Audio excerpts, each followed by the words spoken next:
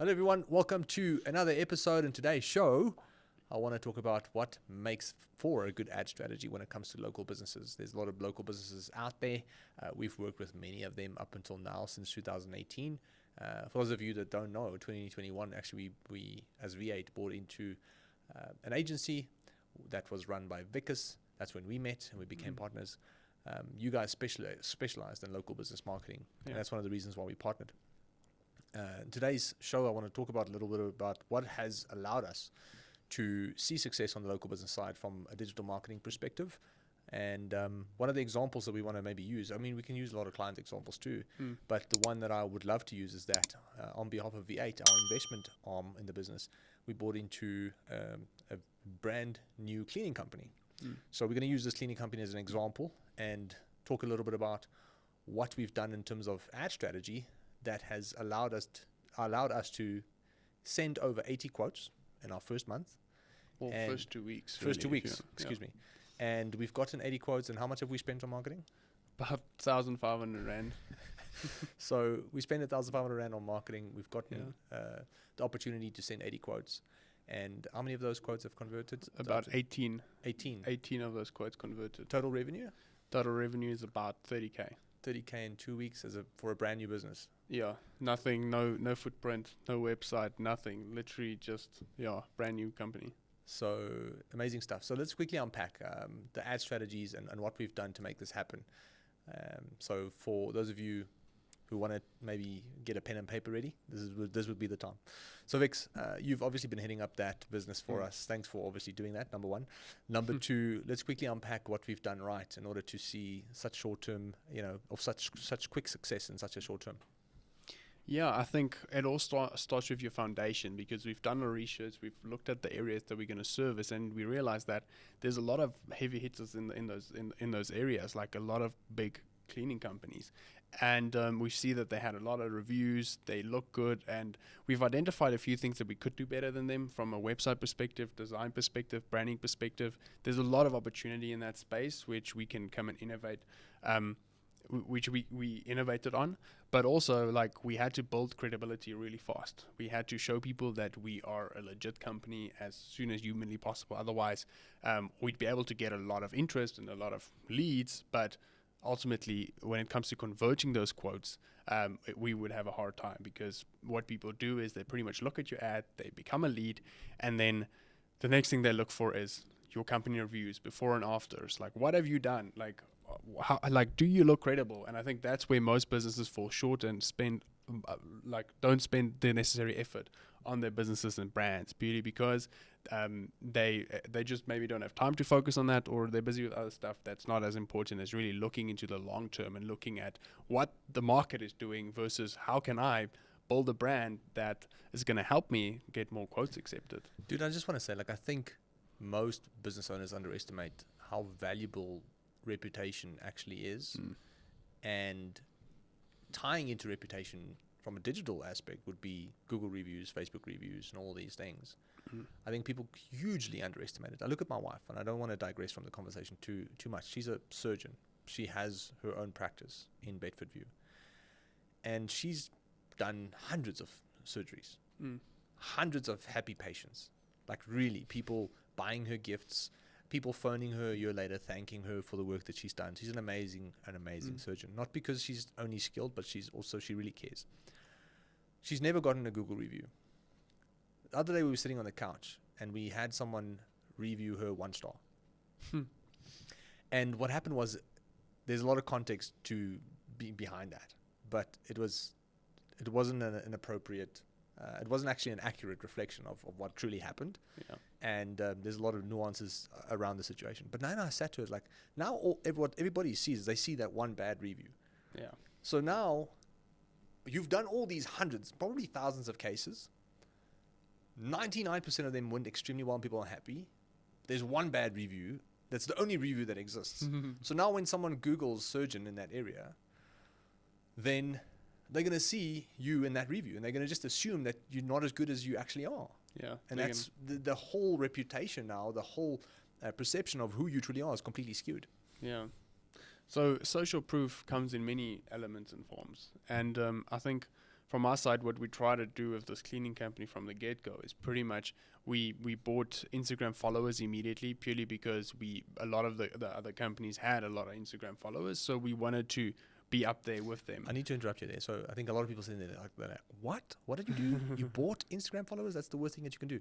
I think let's just maybe share some context behind that. Like, it's not something that we would advocate. Yeah.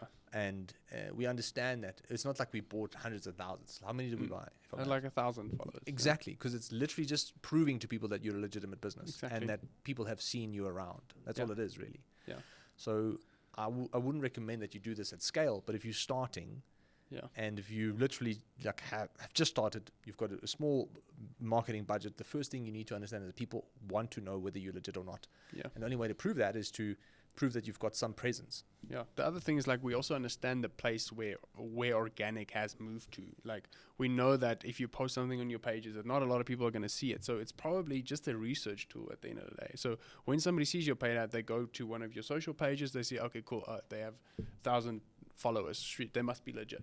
That's the immediate assumption. And the thing is, we want to check that box as soon as possible. So it's knowing the place where paid ads, like knowing the difference between paid ads and what your pages play, and then you just play the rules of the game. Like, it's just a credibility stunt at the end of the day, number 100%. One, and number two, it's not that we're going to be doing that every single month. It's literally just to get to that 1,000 level mark, and now we will organically build up our own audience as we grow. Yeah.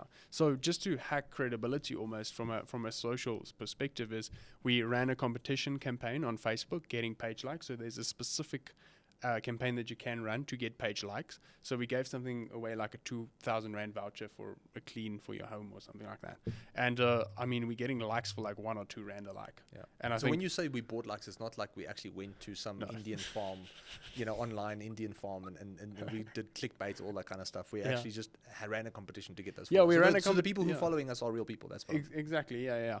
And then so basically we ran a competition to get some Facebook social proof in terms of likes and follows. We bought Instagram followers just to look legit on that front as well. Then we populated the pages with at least 12 to 15 pieces of content on each page, so people can go and scroll through it and see, okay, cool, these are some jobs they've done, and this is how the team looks like. It's all a credibility play, really. We just want to show people that we humans, and we a real legit business that is pretty much going to take care of your needs, and that delivers on what they promise, essentially. Cool. So we looked at the area, we looked at some competitors, we identified gaps, what I'm hearing you say, and then we got a social presence going. Yeah. After that? Yeah, look, also what ties into that is like designing a really creative, good, clean-looking brand. And then later on, we also put a website together that kind of like defines the industry standard for websites, purely because, and not that as a focus. And it's just like, I'm not saying that you need a website to be successful in anything you do, but in this particular case, a lot of the websites that is out there for cleaning companies is outdated and looks really bad. So that's an easy way for us to stand out from the competition, is building a really good website.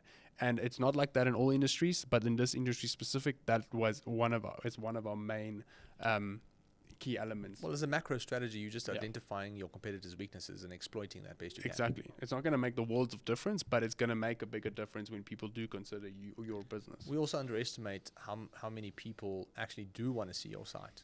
Yeah. Because that's also where the credibility and the credentials lie. It's part of the background check, really. Exactly. Yeah. The other thing that we did as well is to just initially get more jobs in and get more social proof, is we make sure that on every job we go, we take pictures, we ask people for reviews and all of that, because we then get more content to post on our socials for more social proof. Plus we get before and afters we put on the website, so more people can see our work and what we actually do. And then another thing from that perspective is we asked a couple of quotes of people in the area and a lot of the reputable companies, just to understand their pricing model and understand what they are charging clients and how they kind of quote. And then we just made sure that we undercut all of them, so that when they do look for other quotes, we will initially get all the accepted quotes. And that's just for an initial phase, which is undefined at this stage, just to build some more credibility, trust, and get a client base going for ourselves. I think a lot of people might be listening or to this going, wow, cutting your price is the worst thing that you can do, not only for your own business in terms of profitability, but also for the industry long term. But what I'm hearing you say is, at the end of the day, you need to get some attention, and you need to get some business through the door. And the easiest way to do that is just to make it affordable for whomever is considering the services. Yep.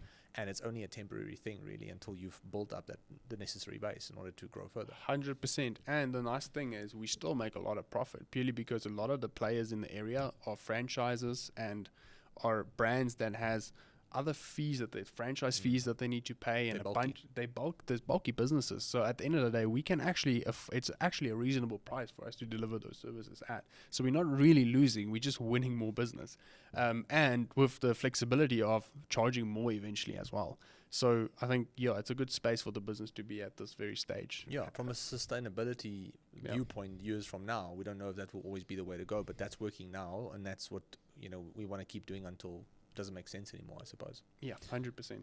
Cool. So we did mention, from a paid ad perspective, that we want to talk a little bit about what we've done right on that front. So can you maybe unpack what we've done there that is translated into 80 quotes at such a low cost?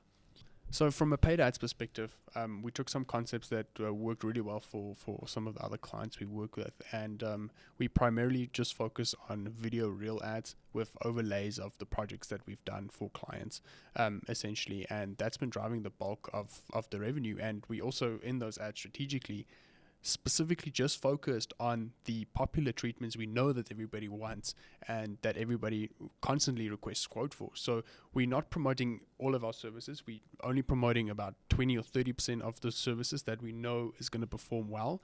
And we're pretty much just giving people 10% off their first quote, which is a good incentive based on what other businesses are doing. 100%. And what kind of ads are we running on Facebook or Meta at the moment? Like, what type of ads are we running? We're pretty much just running lead form ads. Cool. So for those of you that don't know, it's we're not even driving people to the site, from what I'm hearing you say. The site's there if they want to do their own background check. Yep. So it's basically a reel on Instagram that we've turned into an ad, which basically consists of a video of projects that we've done with a voice overlay, explaining the types of services that we did, etc. We're giving 20% off on the first quote. We're running that in a targeted area. Who are we targeting, if I may ask? No, just broad targeting. No, we're not targeting anyone specific. It just has a radius. Oh, really? Yeah. And that's working? Look, for local businesses, mostly broad targeting just works the best for local businesses. Like, a lot of people like to throw in interest and cleaning interest and whatnot. Like it's not necessary. I mean, there's only so many people in the area, so the right people will see it, and then Facebook will automatically optimize for more of those people to see your ads. I just wanted to touch on that. I think we underestimate how powerful the algorithms actually are, and we underestimate how effectively they get to work once you start to get quotes and engagement on that actual ad. Yeah. It can go both ways, but obviously when you start to get the right engagements, then that will only amplify, hopefully. Yeah, 100%. Cool. So we've set up a simple website. We did some research on competitors. We've got a meta ad running. We did a reel with an overlay. We're running lead form ads. Is there any specific questions that we're asking in the lead form ads that you think is contributing to our success right now, or is it just very basic questions? No, very basic questions. I think there's nothing special to the strategy, to be honest. I just think people in the industry lack the knowledge to run these types of ads, and I think we also are just really creative and knows what's working right now from an ad perspective. And there's nothing special about the ads, really. I think it's really simple, straightforward. I think there's a lot of people who might say, well, I've tried something similar and it hasn't worked. When I run lead form ads, I get shitty leads, and it's just a waste of time. And I think they underestimate how much of a numbers game the local business game actually is, especially if quotes are involved. So can we maybe just touch on that? Like, because I know there's people sitting there going, oh, this hasn't worked for me. Yeah, look, I think looking at our ratios as well is like we've probably received 150 leads already. We only got about 80 quotes, down to 80 quotes. And I think because of our clever play from a branding perspective, we've managed to get about 18 of them accepted already. So I think it's definitely a numbers game. Once you know that you're generating leads, and once you know you're generating leads, once you have a system behind that, I think it's just ramping it up and just making sure that you have a system to deal with the volume. And that's probably our next point of conversation. It's just chatting about maybe. Yeah, but let's unpack this quickly. So, we can unpack this right there and then. So we spent how much on ads? $1,500. Yeah. We've gotten 80 quotes. Well, 150 leads. Yeah. So that's 10 Rand a lead. Yeah. And we've gotten 80 quotes. So that's 18 Rand 75 cents a quote. Yeah. And how many clients have we gotten out of those? You said 18, right? 18 clients, yeah. So that's roughly just over a 20% conversion rate from quote to actual customer. Yeah, quote to customer. So what's that? So it's costing us, if we have 18 clients on a 1,500 Rand spend, that's 83 Rand a new client. Yeah. And what's the average quote like in terms of revenue at the moment? Average quotes is around 800 to 1.5K, I would say, at this moment. So let's say 800. Just keep it conservative at 800 times 18. So we've made back 14,400 bucks. Yeah. On 1,500 Rand spend. That's a 10x return. Yeah. So there's someone sitting there going, lead form ads don't work, it's a waste of time. But we're sitting here going, well, for every Rand we spend, we're getting 14 Rand back. Yeah. Like our way of scaling this now is like obviously need to increase the spend, get more leads, get more quotes out, and like I think next steps to grow this business would essentially just be somebody who can dedicatedly just work on sending out quotes and making sure those quotes get accepted, and then from there you can start expanding your team to be able to handle more workload. I think the gap I always identify in businesses is that the people who are sending the quotes, they're not really following up strategically, creatively, and frequently enough. Because we need to understand when someone inquires for a quote, they're most likely inquiring with 4 or 5 other people as well. Mm-hmm. So the question is, if you're sending out a quote, how can you stay top of mind, number one, which most businesses don't really think about. How can you follow up strategically in order to handle potential objections that the customer or the client on the other side might have, so that you increase the odds of you getting the deal?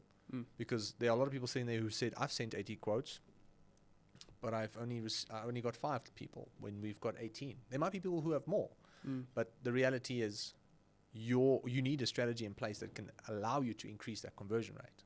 Yeah, to me, this is really where things becomes like where you really start stepping things up to the next level, where we talk about email automations, and that's one thing that we've recently implemented. And WhatsApp integrations, I'm assuming, as well. Like WhatsApp integrations as well, that can immediately, when somebody requests a quote, you immediately an automation goes out to them saying, hey, thanks that you're considering us, or whatever the case may be. But essentially what we've set up in the back end of, as soon as somebody's requested a quote, and we've sent them a quote, there's a sequence of automations that fires, and those automations include 3 emails currently.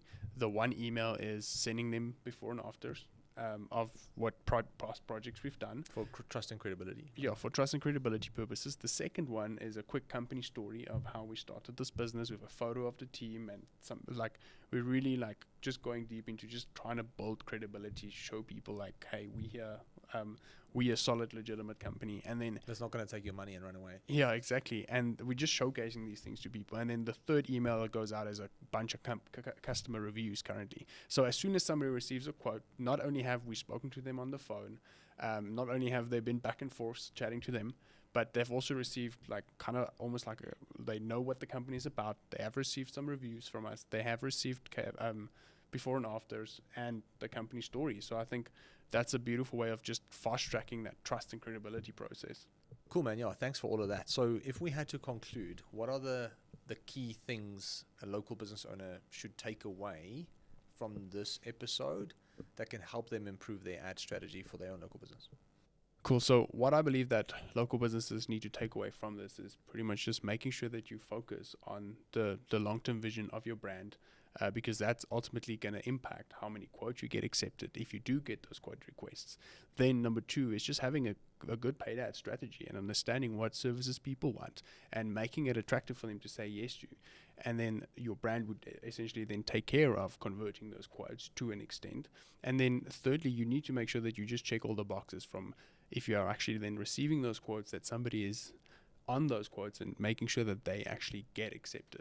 Like a sales system in a way, like having an efficient sales process in place to make sure nothing goes to waste. 100%. And once you have those 3 boxes ticked, and you start really getting some leads in the company and converting those quotes, you can think of next steps to expand the business further, and then you can later on start thinking of other marketing channels like email and like SMS, because Google Ads, exactly, yeah. But that is obviously as soon as you feel like you've maximized the one channel and really mastered it, which I would believe that local businesses need to focus on Meta paid ads, because that's an easy way to really get some low cost leads in and really focus on your branding and driving growth for the business. I must say, like, I think one of the key takeaways I got from this was a lot of business owners might be sitting out there looking for the next best thing when it comes to Facebook ad optimizations. They'll be like, oh, there's this one new ad optimization that I haven't tried, or there's this specific targeting ability that I'm going to get to find my ideal customer. But sometimes that's just overcomplicating the process. And it's really about doing more front-end work of you really understanding the actual customer, who you're targeting, and what you're going to say to them when they see the ad, so that you can grab their attention and get them to understand the value. More than it is like, oh, I'm going to be optimizing my ads from a technical perspective. So from my side, I think that's one thing that I didn't know that we're just doing raw targeting. And the takeaway is that can work as long as you understand what message to put in front, because there's most likely digital marketing individuals on the other side of this video that are saying you should be doing Google ads for that specific service because that's very intent driven, but we're not. We're taking a very broad approach, realizing that people are in this area, all of them want to clean their houses. Everybody needs, it's an essential that everybody needs. So you can target them when they need it with a Google ad strategy, but what if you can get in front of that and show them something visually to create the intent and going, hey, here's a very affordable solution that works really well, and we're a mom and pop business, and I think you're going to like working with us. Yeah, and it's also understanding, like, if you have a visual business, why don't leverage that in your advertising? Like, Google Ads is great, and any business can really benefit from Google Ads, but it's understanding what's going to be best initially for your business, and what's the least amount of investment for the highest possible leverage that you can get out of your marketing. And I think for a lot of local businesses, it is meta ads. So I agree with you. Google Ads could make a massive difference for this particular business. But maybe also not, because it's super competitive, because that's what everybody's doing. Costs a lot, yeah. So 100%. as opposed to getting what we're paying 20 Rand a quote, we're going to be paying 100 or 200 Rand a quote. Maybe more, likely. yeah. So 100%, dude. I think that was pretty insightful. Thanks for everything. And I hope there was some value on the other side of this for you. If there was, I want to encourage you to follow and subscribe. And that's all from us today. Have a wonderful rest of your day. Much love. Bye. Bye.